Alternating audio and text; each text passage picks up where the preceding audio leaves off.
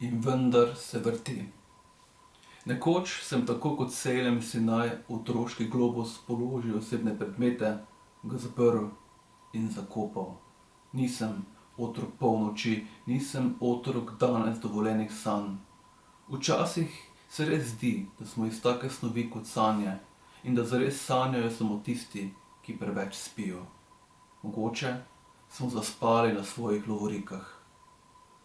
Nekoč sem tako kot Selem Sinaj v otroški globus položil osebne predmete, ga zaprl in zakopal.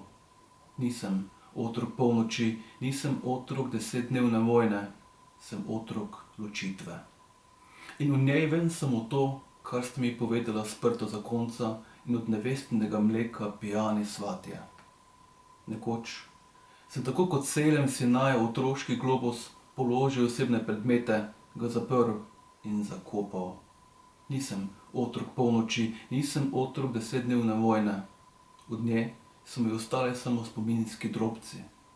S prebeglimi sorodniki iz Juge se tiščimo v stričevi kleti, od sten se odbija jelenjad korakov stričevega brata, medtem ko smo strica v čebelarjevi opravi in njegovo željo privezali k stebru in mu s čebeljim voskom zatisnili ušesa, da ga ne bi premamile sirene.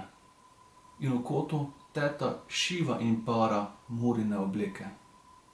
Nekoč sem tako kot Selem Sinaj v otroški globus položil osebne predmete, ga zaprl in zakopal. Nisem otrok polnoči, nisem otrok 10-dnevne vojne. Včasih je lažje zakopati bojno sekiro, kakor Polinejka in Eteokla, saj bodo zmeraj soobstajali stričevi in nečakini zakoni in njuna zmaga bo zmeraj Pirova. Nekoč sem tako kot Selem Sinaj v otroški globus položil osebne predmete, ga zaprl in zakopal. Tisti globus žene jelenja noga, v tistem globusu išče čebelar pot domov.